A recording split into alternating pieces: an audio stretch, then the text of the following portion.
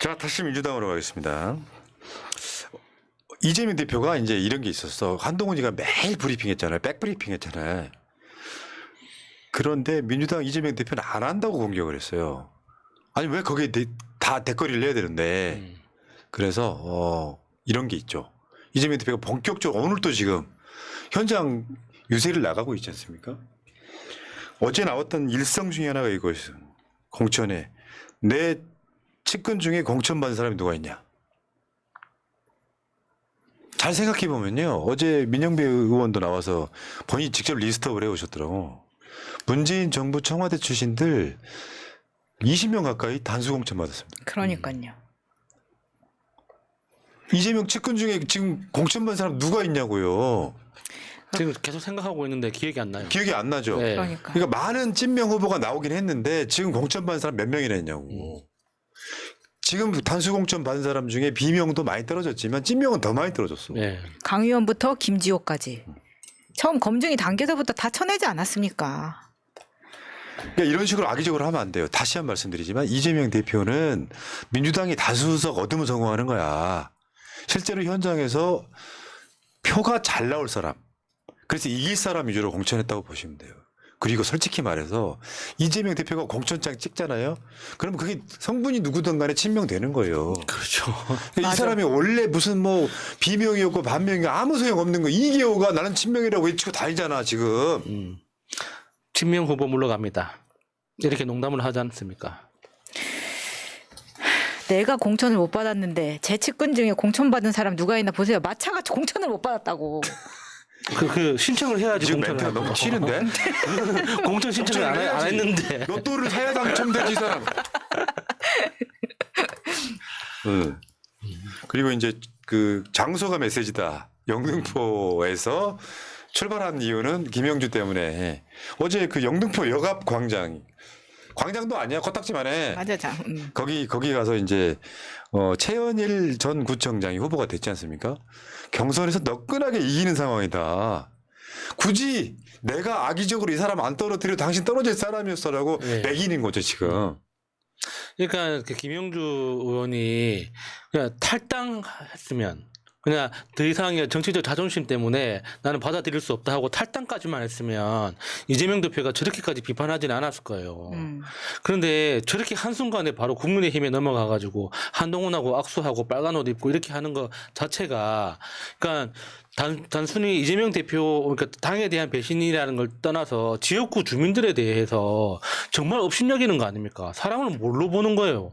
그러면 지금까지 김영주한테 표를 줬던 사람들은 다 뭐가 되는 거예요? 그러니까요. 그래서 이재명 대표가 직접 영등포로 움직인 거고 그러다 보니까 사실 최현일 구청장 같은 경우에는 뭐 구청장 잘했다는 이야기는 많이 들었지만 사실 얼굴 처음 봤어요 이날. 그래서 좀 지지자들한테도 공개가 되는 면이 좀 있었던 거죠. 예, 최현일 구청장은 구청장 역할 되게 잘했던 사람이고 나 같으면요 최현일을 김영주 의원이 이렇게 도닥도닥하면서 나 이제 그만 은퇴할게. 올해 70이시니까. 그렇죠. 요즘에 내가 봤을 땐 이 공천 이런 상황이 벌어지는 이유가 너무 젊어졌어. 고령화, 이낙연도 그렇고. 고령화. 너무 젊어졌어. 이런 측면도 네. 있죠. 자, 최현일 후보 워낙에 영등포 구정도 잘하셨죠. 저희가 단수 추천을 안 해도 어차피 올라갈 사람이었다 이런 소리. 그리고 우리가 새날 방송에서 공약 이행 평가를 어제 해드렸어요. 네. 입법도 못했고 그리고 공약 이행 평가도 전부하? 전부하. 그럼 어떻게 바꿔야지. 저는 그래도 좀 고령이시라 힘드신 거 아닌가라는 생각도 잠깐 했었는데 골프를 그렇게 잘 치신다고. 봐봐요. 그러니까 너무 젊어진 게 문제야. 아니 원래 스포츠 선수 출신이어가지고 원래 건강하죠. 일본으로까지 원정 골프를. 네. 이제 좀 편하게 치시면 되겠네요. 네. 자 그리고 권향엽 가짜뉴스 이것도 다시 한번 짚어보겠습니다.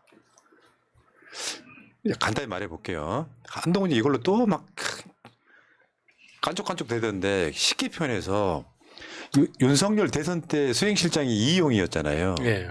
잊혀진 계절 이용 말고 걔가 그 스켈레톤인가 뭔가 예. 그 운동선수. 협회장 출신이야. 예. 얘 단수 공천 받았잖아요. 대선이 되면 당 공조직이 그러고 보니까 거기 단수 공천 받은 그 지역구 그 당 협의위원장 이창근 거의 10년 넘게 거기서 밭 깔고 생고생하면서 여기저기 방송 나가서 네. 윤석열 실드 치고 민주당 공격하고 엄청 열심히 하는 사람이잖아요. 네. 바로 그냥 팽당했습니다. 이용 바로 갖다 꽂았잖아요. 그러니까 뭐 윤석열의 입이라고 불렸던 이용인데 그냥 그대로 정말 투명한 공천한 거예요. 그러니까 김건희 수행했던 사람도 있을 거겠지만 김건희 대선 때 안 나왔거든. 대선 내내 김건희 안 나타났잖아요. 네, 사과하고 네. 남편이 대통령이 되는 경우라도 아내 역할에만 충실하겠다고 숨었잖아. 그리고 나서 대선 이기고 나니까 김건희 기어 나왔던 거 기억하시죠? 네. 그러니까 김건희 수행실장은 없는 거예요. 그런데 이재명 대표 후보 부인 김혜경 여사 수행실장이 원래 이해식 의원이었고 거기에는 후보 부인이 선거운동을 해야 되는 그게 있잖아요. 예. 당 공조직이 거기 붙었어. 권향엽은 민주당 당직자 출신이야.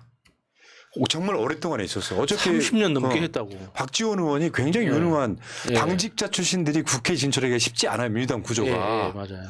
그런데 그거를 이재명 비서를 사천했다 이렇게 하면 그건 가짜뉴스지. 예.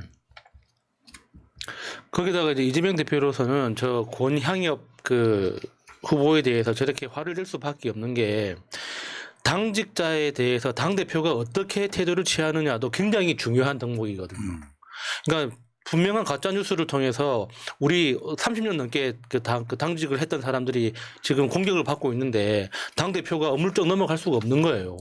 이건 진짜 분명하게 조치를 취해야 되는 거거든요. 그러니까 지금 봐봐요. 여당 비대위원장부터 당직자 그리고 부안에 동하는 일부 악의적 언론들이 협잡을 해서 대놓고 가짜뉴스를 뿌리지 않습니까? 3.15 부정선거와 다를 게 뭡니까? 선거 질서를 어지럽히는 여당 그리고 정부 그리고 대통령까지도 모두 법적 조치를 해서 언젠가는 반드시 책임을 지게 하겠습니다. 어제 이재명 대표 엄청 빡쳤던 거 있잖아요. 네. 격앙, 분노, 반격 뭐 이런 표현이 나왔었죠. 어저께. 메시지 엄청 그러니까 셌고요. 특히 고생한 사람이 저렇게 공격받는 거에 대해서 엄청 분노하는 거죠. 그러니까 한동훈 간족이는 건 뭐 볼 것도 없지만요. 보는 순간 이제 열이 받는 게 뭐냐면은 이게 뭐가 가짜 뉴스란 말입니까? 이지랄하고 자빠졌더라고. 아니 그러니까 아까 말했잖아. 이 수행실장 이용희가 단수 공천 받은 건 괜찮아?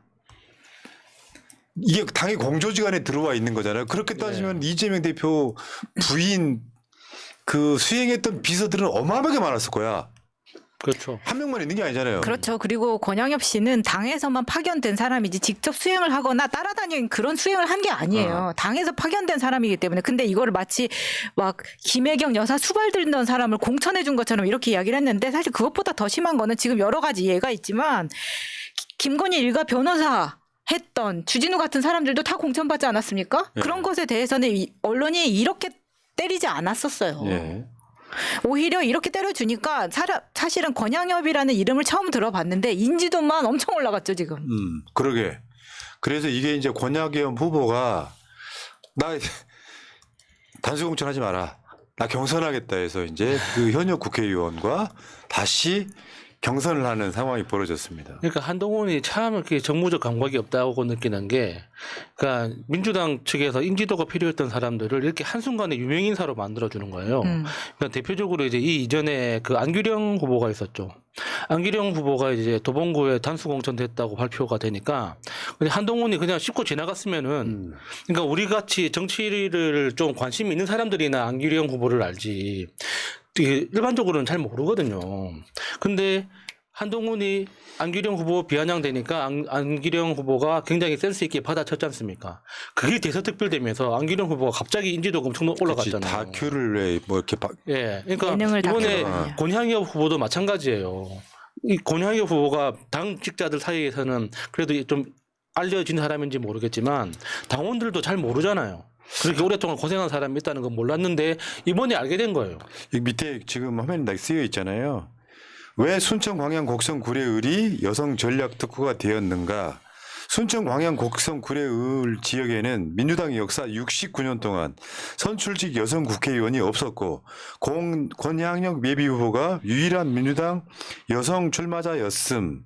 전남 또한 46년 동안 선출직 여성 국회의원이 나오지 못했음. 아우 내가 한번 해야겠네. 아우, 가만 있어봐. 정말. 여러분 들으셨죠? 때가 됐네. 때가 됐네. 아우 근데 이분이 이번이 처음 이렇게 선거에 나오신 게 아니라 이전에도 출마를 한 적이 있어요. 그렇기 때문에 이 사람이 막 너무 아무것도 아닌 사람을 갑자기 막 공천에서 꽂은 것처럼 이렇게 비약하는 거는 문제가 있다는 거죠. 그러니까 이런 상황들을 겪으면서 오히려 이제 상황이 반전되는 거고 이재명 대표가 이야기하니까 언론이 크게 써주지 않습니까? 아 내가 여기서 아주 격렬하게 화를 내야 되겠다. 그럼 언론이 써준다는 걸 알고 있는 거고 되게 머리 좋은 저는 대응을 한 거라고 보고요. 그러면서 지금 분위기는 완전히 이제 어제부터 역전되고 있습니다. 여론조사는 이미 그렇게 나오기 시작했고 여러분들 힘내시고 자 어제 그러니까 조국 혁신당 대표가 이재명 대표하고 용해인 대표 등을 만났어요. 예. 근데 한동안 안 만났잖아요. 네. 일정 핑계로. 일정 핑계로 한동안 한동안 바쁘대요. 도망갔죠. 근데 이제 한동훈하고 만나게 되면 따님이 입시 비리를 물을 것이다. 사실 저 조국 대표의 저 입시 비리를 질문보다 무서운 게 같은 카메라에 잡히는 거. 그게 훨씬 더 무서운 거죠. 한동훈한테. 와 진짜 비교되겠네요. 네. 근데 저 한동훈이 지금 이제 일정을 어쩔 수 없이 만나야 되는 상황이잖아요. 만나게 되면 따님 입시 비리를 물을 것이다는 저 말 한마디 저 헤드라인 하나만 보더라도 진짜 기립박수 치게 되더라고요. 내가 원했던 우리가 모두 원했던 장면 아닙니까? 그러니까 이 역할은 조국 대표가 해주시고 네. 그때도 이재명 대표 예방해서도 그런 얘기 비슷하게 하죠. 이런 역할은 내가 할 테니까 민주당은 더 큰 그 아젠다를 끌어달라 이렇게 이야기했는데 또 있어. 김건희 씨 빨리 법정에 보내야 된다. 법정으로 안 가니까 판결 기회도 없다. 그러니까 빨리 가야죠. 네. 이런 말 정말 탁탁 찍어서 누가 가장 잘할 수 있겠습니까? 그러니까 이런 거죠. 조국을 싫어하는 사람들 싫어하는 거예요. 그리고 있잖아요. 여러분들이 뭐 조국은 중도 확장성 없다 이렇게 선동하시는 분들이 있던데 엄밀히 따지면 진짜 중도는 투표장 안 나옵니다. 그리고 이게 조국 장관의 책을 구매했던 30만 명, 50만 명 그렇게 되는 사람 있죠. 그 사람들이 다 중도예요. 그러니까 중도라고 하는 건 없다는 게 정설이고 네. 중도가 있기는 이때 차이 보수, 차이 진보가 있을 뿐이다. 원래 보수인데 부끄러워서 말 못하는 보수가 있고 개혁적 중도가 있다. 사실은 그거는 진보다. 근데 중도는 많지 않은데 중도 확장성 없다 그러는데 왜 총선은 대선보다 투표율이 낮겠습니까? 투표장 안 나오는 사람들이 훨씬 많아서 진영이 결집하면 되는 거예요. 민주당 혼자 싸우는 것보다 저런 식으로 외곽에서 최소한 친민주당 정당 하나 있어야 되잖아요. 이낙연이도 누구도 다 사실은 친윤에 가까워졌어 분위기가. 반명하고 있죠. 그 얘기는 이따 도표로 보여드리고요. 그다음에 이런 거 한동훈이가 그 이야기 했었죠. 이재명 대표가 토론 거절한다고. 김어준이 사회를 봐도 상관없다 이야기했잖아요. 미친 X야. 이거는 다시 설명을 드리겠지만 이재명은 한동훈하고 급이 다른 거죠. 급이 다르죠. 윤석열한테 계속해서 지금 여야 영수회담 제안해놓고 있는 상황에서 제가 계속 말씀드려 왔잖아요. 지금 윤석열 심판 선거라고. 네. 그리고 한동훈 같은 사람이 토론하기가 정말 까다로운 게 그 한동훈이 뭘 잘 알고 잘 해서가 아니라 너무 말이 안 되는 소리를 하면 어디서부터 이야기를 풀어야 될지 막막해집니다. 아니 무식한 검사들이 뭘 한다고 깐족일 줄 알지. 얘 국회에서 나와서 답하는 거 보면 대부분 비문이야. 너무 엉뚱한 소리를 하면은 사실 토론 자체가 불가능해지잖아요. 김어준 사회와 상관없다니까 이거 잘 받아친 사람 있어요. 정청래 최고. 김건희 여사에게 1대1 토론을 제안하면서 한동훈을 데려도 좋다. 야, 김건희는 하고 싶어 할걸요? 정말 나오고 싶지 지금. 네, 입이 근질근질 할 겁니다. 야, 특검법도 물 건너 갔는데 나오고 싶지. 근데 총선에 그 영향을 미칠까봐 아직도 못 나오고 그렇죠. 있는 거예요. 김건희는 이제 비공개 토론으로 1대1로 한다면은 받아주겠다 이렇게 하겠지만. 근데 사실 한동훈이 저렇게 이재명 대표를 계속 걸고 넘어지는 거는 저게 한동훈의 역할이기 때문입니다. 네. 네, 저러려고 들어간 거죠. 자, 이게 어제 경향신문이 제가 지금까지 해왔던 말을 정확하게 헤드라인으로 쓰고 있습니다. 한동훈은 이재명, 이재명은 윤석열 공격, 엇갈리는 비판의 작대기. 도표만 보여드릴게요. 한동훈이는 이재명 대표한테 계속 비판을 해요. 이재명 대표는 여기 맞장구를 안 쳐. 그러면서 이재명 대표는 윤석열을 계속 비판을 해. 밑에 보시면 윤석열을 또 비판하는 사람 있죠. 조국 대표. 근데 이낙연이는 이재명 대표만 공격해. 아유 찌질하네요 정말. 그리고 이준석이는 한동훈만 공격해. 이 구조 차라리 짝대기가 있어. 너무 일방적이네요. 그래도 네. 가장 많은 사랑을 받는 건 윤석열이네요. 그렇지. 이렇게 되면 이게 만약에 조국 신당이 없었으면 이재명 대표만 공격받는 구조가 네. 될 수 있잖아요. 심정적인 건 중요하다니까. 진짜 부탁 좀 드릴게요. 정말 이재명을 위한다면 심정적으로 안고 가. 누구를 지지하나 마라 이런 걸 떠나가지고 묻어둬. 결국에 민주당한테 도움 될 테니까. 근데 저 그림을 보니까 한동훈은 정말 이준석 없었으면 어쩔 뻔했습니까? 예. 자 그리고 어제 실현 가능성은 없지만 명품백 수수 의혹이 추가됐어. 김건희 특검법이 주가 조작만 있었잖아요. 명품백 수수 의혹 등이 추가된 특검법이 지금 재발이 됐습니다. 어저께. 권인숙 의원이 대표 발의한 법인데 아마 이거는 이제 21대 국회 때는 좀 힘들고요. 요거를 22대에 갖고 가서 이제 민주당이 압승을 하면 가능성이 있죠. 거부권 무력화시켜야 돼요. 그러니까 상징적으로 민주당은 끝까지 최선을 다하고 있다는 걸 보여주기 위한 건데, 그러니까 지금 저 명품백 수수에 이제 그 고속도로 의혹까지 추가해서 이제 다음 국회에서 다시 한번 예. 재발의해야죠. 자, 민주당이 지금 이제 분위기가 완전 반전됐으니까요. 여러분들 힘내시고 스트레스 받지 마시고 가급적이면 포털도 보지 마시고 뉴스도 보지 마시고 우리 방송만 믿으세요. MBC가 거짓말해요? 패널 조사가 패널 조사 같이 돈 들여서 거짓말할 수는 15% 없죠. 차이 정도 납니다. 현실은 여러분들이 잘 전파하시면 되고요. 민주당은 공천혁명 이재명은 합니다. 공천혁명 이재명은 합니다. 이렇게 보시면 될 것 같습니다. 자 댓글창 좀 읽어드리고요. 어디까지 읽어드렸더라? 수수님, 제 주변은 온통 이직들입니다. 심지어 엄빠까지도요. 유일한 내 편 일찍 새날 소중해요 하셨습니다. 감사하고요. 감사합니다. 자, 고고식님, 푸나님 요즘 고생 많으세요. 마차는 천재. 예, 결국에는 저를 고생 많다고 하면서 천재는 마차다 이런 얘기죠. 감사합니다. 예. 자, 루시아님, 3월 구독료 보냅니다. 새날 파이팅 하셨고요. 한반도 건너편님, 우리 쪽 채널에 똥포리가 엄청 날아다녀요. 맞습니다. 근데 이게 이런 건 있어요. 갈라치기 세력은 여러분들이 의심하지 않는 곳에 있습니다. 그래서 검증받은 사람들 말을 믿으라는 거예요. 이재명 지지자인 것처럼 실제로 진영 갈라치는 사람들 엄청 많습니다. 저쪽 애들이 그냥 두고 있겠어요 지금? 최소한 2명 중에 1명 갈라치기 세력이라고 봐야지. 자, 사이렌님, 포나님, 마차님, 야스님, 우리 이제 밥가리만 열심히 하면 되는 거지요? 네. 이제 모두 힘내서 주위 사람 모두 데리고 투표장 갑시다 하셨습니다. 진짜 중요한 건 지금부터 투표율이에요. 다른 거 생각 없어요. 65% 이상 70% 나오면 민주당 무조건 압승이에요. 자, 방당 시인님, 이재명 지지자 몰빵은 당연합니다. 단 조국을 비판하는 갈라치기가 문제일 뿐. 그렇지. 나도 그렇게 생각해요. 민주당 사람이 민주당 찍는 건 정상이에요. 각자 좋아하는 당 지지만 합시다. 갈라치기 하지 말자며 상대방 비방 맙시다 하셨고요. 좋은 말씀 감사하고요. 사랑맘님, 고생 많으신 푸나님. 총선 끝나면 좋아하는 야구 보시면서 에너지 만땅 충전하세요. 티켓값 보태요. 내가 잠실 갈, 고척동 갈, 이유가 좀 있다면 좀 시간 있으면 수원까지 갈 수 있거든요. 나도 쉬고 싶다 진짜. 감사합니다. 티켓 전 잘 몰라서요. 고맙습니다. 힘내세요. 저도 안 간 지가 몇 년 돼가지고 티켓 값이 얼마인지는 잘 몰라요. 자, 마차님, 야수님도 최고하셨습니다. 고맙습니다. 자, 시사방송 마치고 이제는 양문석 박사 마지막 결전의 시간이 다가왔습니다. 양 박사님 모시겠습니다. 두 분 고생하셨고요. 감사합니다. 기다려 밥 먹게. 예.